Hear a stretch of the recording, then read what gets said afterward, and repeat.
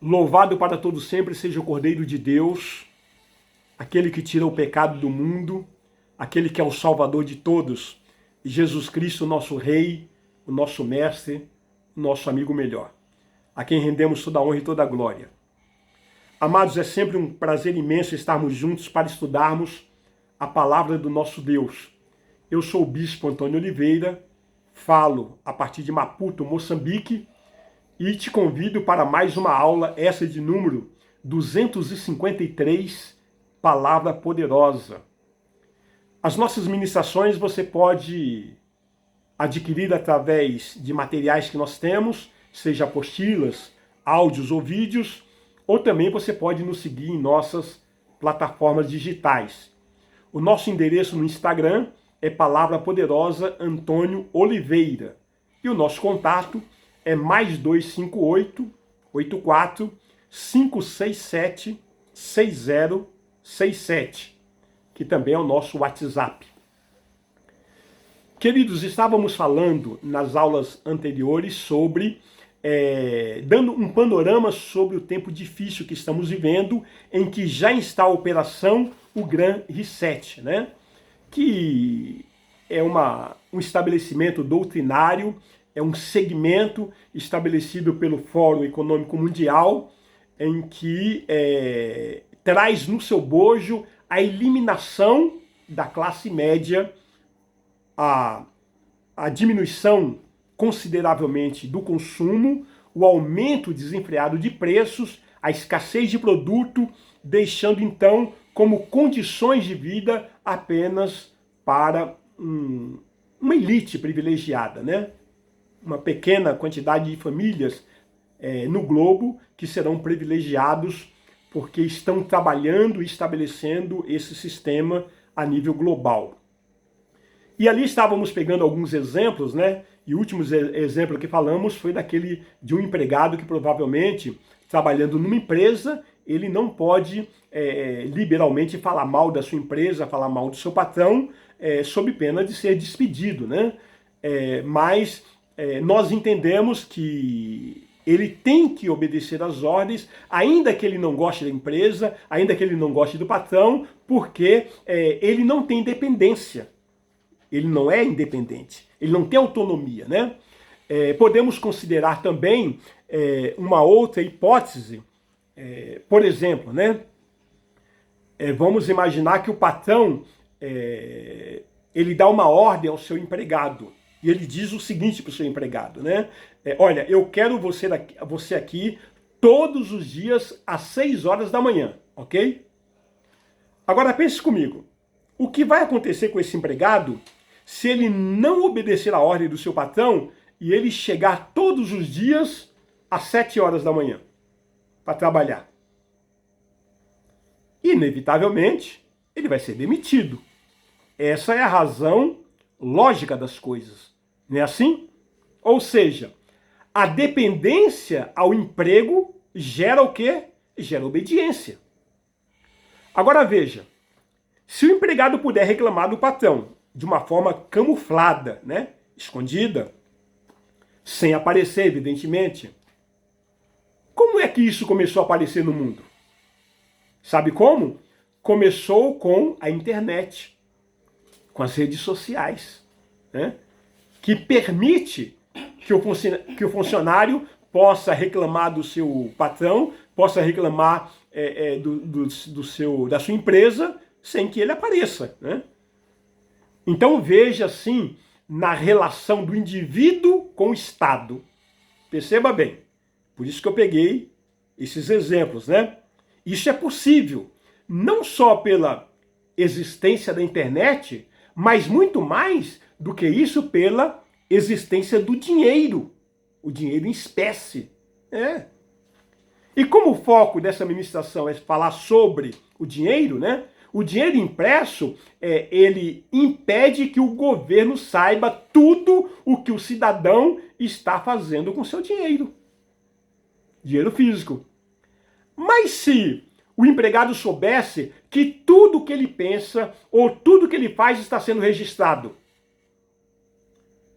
então para isso seria necessário tirar seria necessário eliminar esse sistema das pessoas pensarem ou das pessoas realizarem suas atividades sem que ninguém saiba.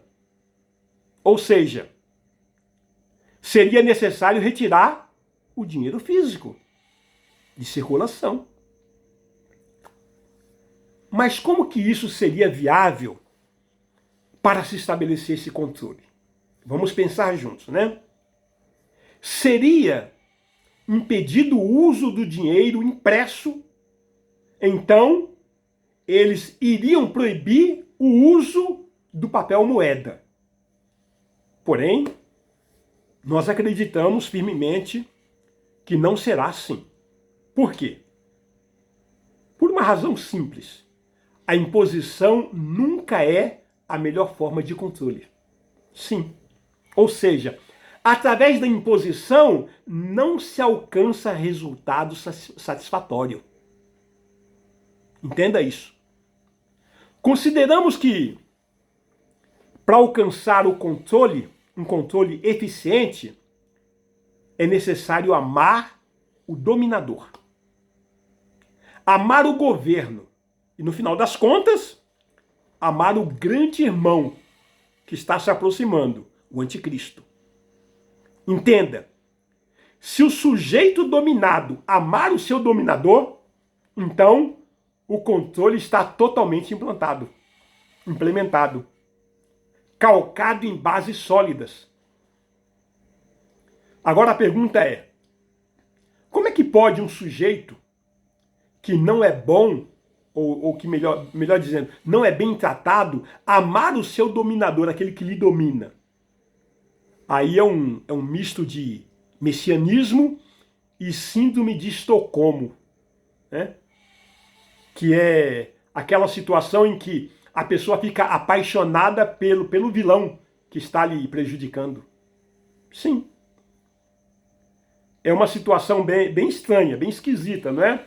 É porque é uma situação de atração por aquele que te domina, por aquele que está te prejudicando, evidentemente, né? Então entenda, queridos, que essa situação também pode apresentar um quadro cínico em que o dominador também ele se apresente como salvador. Entenda, eu creio que você está acompanhando o raciocínio.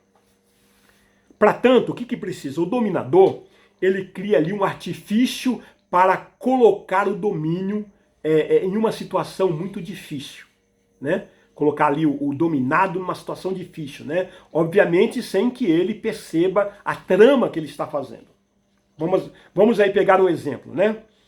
Imagine que o patrão reúna alguns dos seus funcionários e ele diga o seguinte: pessoal, nós vamos ter que cortar gastos, né? Vocês sabem, as coisas são muito difíceis, né?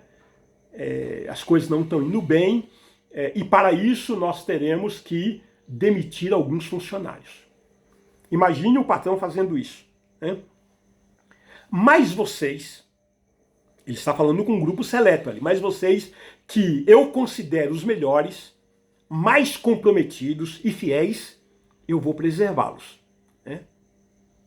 O que esses funcionários selecionados provavelmente pensarão?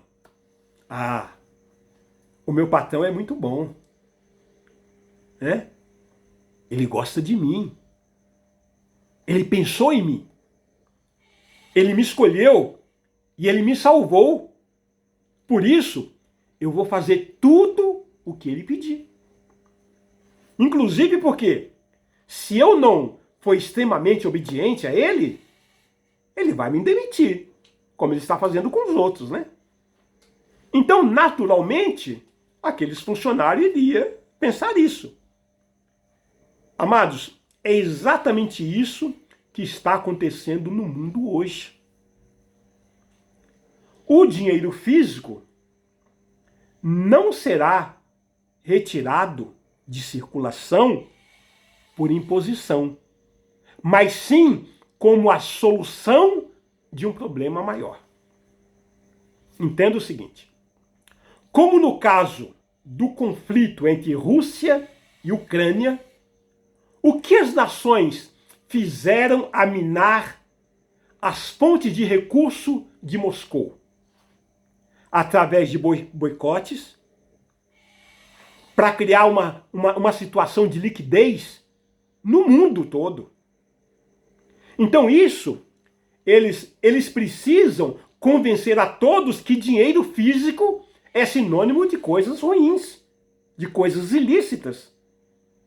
Como, por exemplo, as nações dizem, né, que o presidente da Rússia, Vladimir Putin, está usando todo o dinheiro para uma causa desastrosa, para causar um conflito, e assim decidem suspender o abastecimento. A Rússia. Eles decidem confiscar bens, eliminação de crédito, e em alguns casos até perseguição de russos que estão em outras nações. E fazendo isso de uma forma global, eles entendem que vão solucionar o conflito. Então, cria-se um problema artificial, evidentemente.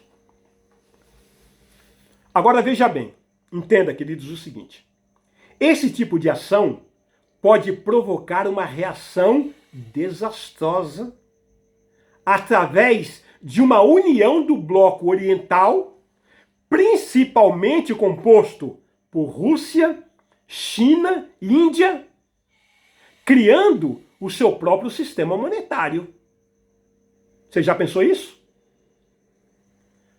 Criando o seu próprio sistema de crédito, de liquidez, de internet, de satélite. E assim deslocando-se completamente do bloco ocidental. Podemos ver, por exemplo, que a rede russa MIR já está em operação. Trata-se do cartão Visa russo que já está disponível para os usuários. Sim, a Rússia desenvolveu o seu sistema bancário, adotou a rede MIR em vez de Visa e Master. Reduziu as taxas de transferência para os usuários, né? Os usuários desses cartões MIR, e agora está se aliando ao chinês Union Pay, Union Pay, que é usado em 180 países e é maior que Visa e Master juntos. O que aconteceu? A América perdeu 215 milhões de usuários de cartões e a China ganhou.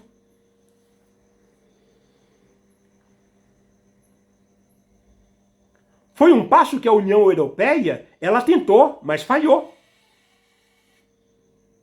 Tratando-se da extinção do dinheiro físico, aí você pode até pensar que isso não resolve porque todo mundo pode optar por usar as criptomoedas. Então veja, eles vão precisar convencer a todos que não é o dinheiro físico, é usando o dinheiro físico, ele pode ser usado para coisas erradas. Mas as criptomoedas também. Então qual que seria o próximo passo? Eles vão viabilizar as criptomoedas, justificando que além de ser usada para coisas erradas, elas também gastam muita energia para serem mineradas.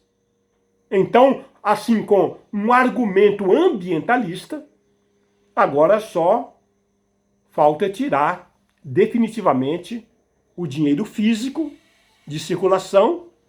Então temos ouvido aí, né, de forma intensa, que as criptomoedas, bem como o dinheiro físico, são facilidades para fazer coisas erradas.